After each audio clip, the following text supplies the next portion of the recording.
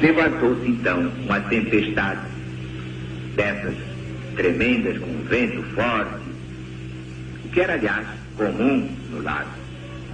Quando estavam pelo meio, cerca de 5 quilômetros, o lago tinha 21 quilômetros de comprimento por 9, mais ou menos, de largura. Então Jesus lhes apareceu andando sobre as ondas.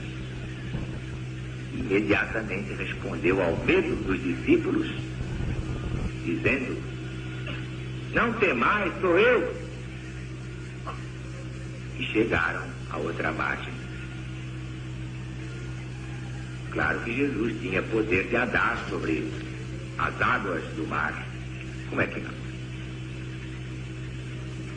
Dominava completamente a matéria, tornava a matéria mais densa, menos densa no seu corpo fluídico. Dominando a lei dos fluidos, dominava inteiramente o seu corpo material. Mas a multidão que ficou na outra margem não achou mais lá o Mestre Jesus. No outro dia de manhã, e saiu à sua procura atravessando o lago. E ao chegar, Jesus faz uma censura. Pode até parecer cruel, pode me procurar, não é? Não porque vistes milagres, mas porque comestes dos pães e vos fartastes mesmo. Aproveitando a oportunidade, fez uma das grandes revelações a respeito de sua doutrina. Os homens deviam procurar não a comida que perece, mas a que traz a garantia da vida eterna, a vida futura. O povo perguntou o que havia de fazer para praticar a obra de Deus, entendendo perfeitamente que a comida a que Jesus se referia era a sua doutrina, era o seu evangelho, o evangelho de Deus. E ele mesmo explica: a obra de Deus é esta, que acrediteis naquele que ele enviou, o Cristo. Para se convencer, o povo pergunta com que milagre Jesus o provará. Citam o exemplo de Moisés. Por quê? Porque Moisés deu maná, o pão que caiu do céu, aos hebreus no deserto. O que é que Jesus lhes dava? Que fizesse a demonstração. Então Jesus começa explicando: não foi Moisés, mas Deus, o Pai que está no céu, isto é, em toda parte ao mesmo tempo, quem vos deu o maná. Porque somente Deus dá o verdadeiro pão que desce do céu ao mundo para lhe dar a vida. Então o povo reclama esse alimento. O que acontece? O próprio Jesus se apresenta como sendo ele mesmo o pão da vida, porque ele trouxe ao mundo as palavras, a doutrina de vida para alimentar a humanidade por todos os séculos.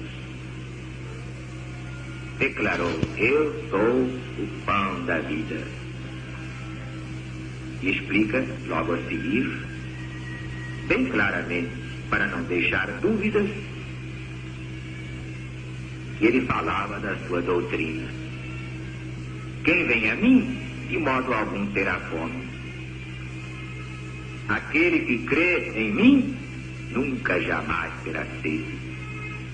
Quer dizer, o pão é espiritual, é a doutrina, é a palavra, são os seus ensinamentos. O vinho que dessedenta, e Jesus disse mais tarde: eu sou a videira, é a vida espiritual de união com Ele. No versículo 37, há uma palavra de suma importância: todo aquele que Deus me dá, virá a mim. E todo aquele que vem a mim, de modo algum, eu lançarei fora.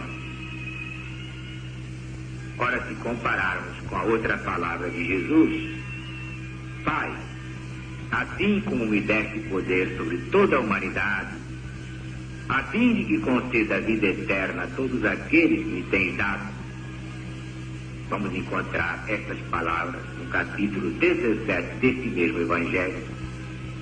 Então poderemos concluir que a humanidade inteira é de Jesus, pertence a Jesus. E como ele não lança fora ninguém que o busca para se salvar, a humanidade toda já está no caminho da salvação. Uns demoram mais porque se obstinam na ignorância e afundam nos prazeres materiais, que causam o tédio vitae, não resolvem nada. Muita gente que bebe, muita gente que joga, faz outras coisas e, entretanto, não é feliz. E um dia vai cansando, diz, o Zaru está com a razão, e vem para ele beber e faz muito bem. Mas compreendemos assim a impossibilidade, o absurdo de asseverar que aqueles que se salvam são minoria absoluta. Todos sairão desse inferno e se salvarão pelo conhecimento da verdade. Isso é confirmado pelas palavras seguintes. Ouçam bem, por favor. Eu desci do céu, não para fazer a minha vontade, mas a vontade daquele que me enviou. E a vontade daquele que me enviou é esta: que eu nada perca de tudo que ele me tem dado, e eu ressuscitarei no último dia. Mas os judeus protestaram. Como disse ao pão que desceu do céu? Não é ele o filho do carpinteiro? A dificuldade em aceitar Jesus é porque não pertencia ao sacerdócio. Era um simples irmão operário. E se eles conheciam o pai e a mãe de Jesus, como podia dizer que desceu do céu? Então Jesus replica: não murmureis entre vós, ninguém pode vir a mim senão trazido pelo Pai. Mas está escrito nos profetas: todos serão ensinados por Deus. Quem duvidar, pegue o livro de Isaías, capítulo 54, versículo 13. Deus quer que todos os homens se salvem. Então Jesus acrescenta: todo aquele que tem ouvido e aprendido do Pai, vem a mim. E nesse ponto Jesus avança mais na sua doutrina. Ninguém viu o Pai, mas eu sou o pão da vida. Os vossos pais comeram maná e daí morreram. Mas eu não, eu sou o pão eterno. O pão que eu darei pela vida do mundo é a minha carne, e quem o comer viverá eternamente. Ora, foi uma coisa tremenda, um grande escândalo, esta frase entre os judeus. Por quê? Eles entenderam que Jesus daria de comer a sua própria carne. Estava dando lições de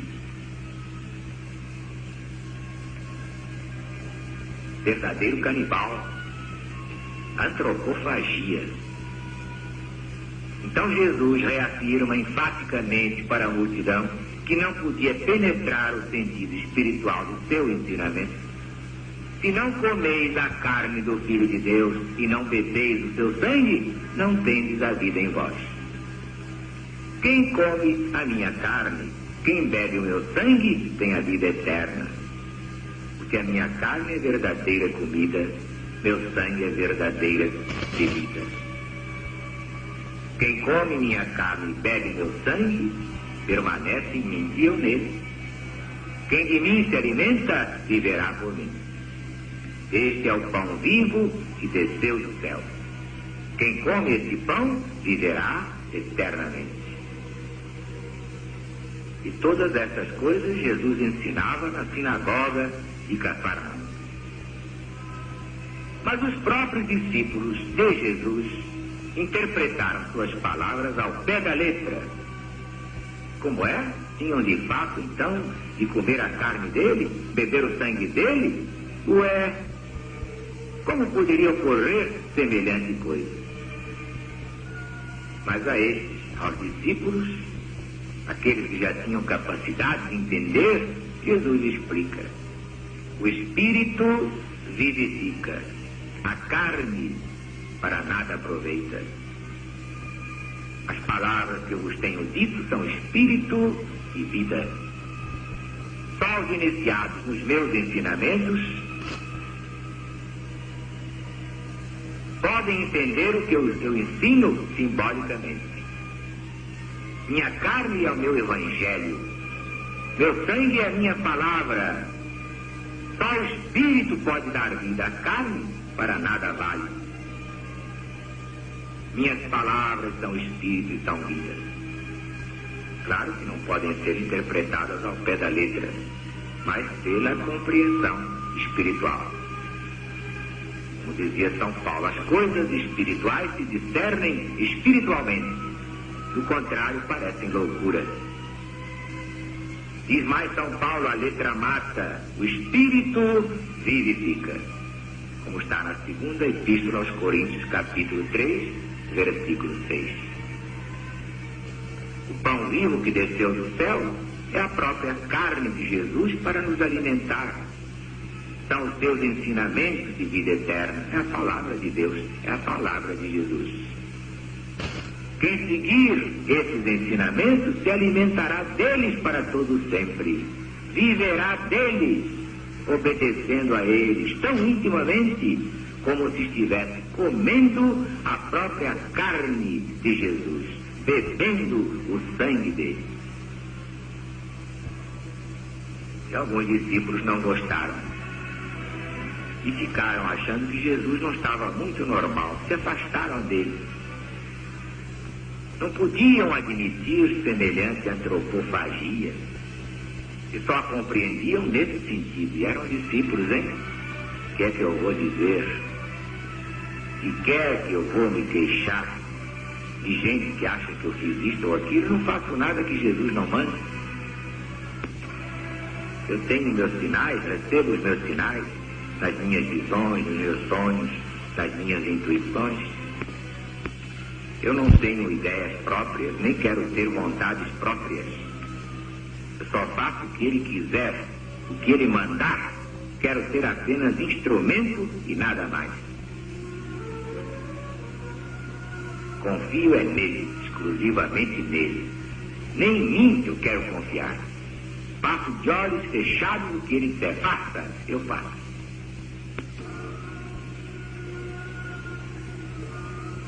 Mas Jesus perguntou também aos 12 se eles queriam ir embora, como os outros foram.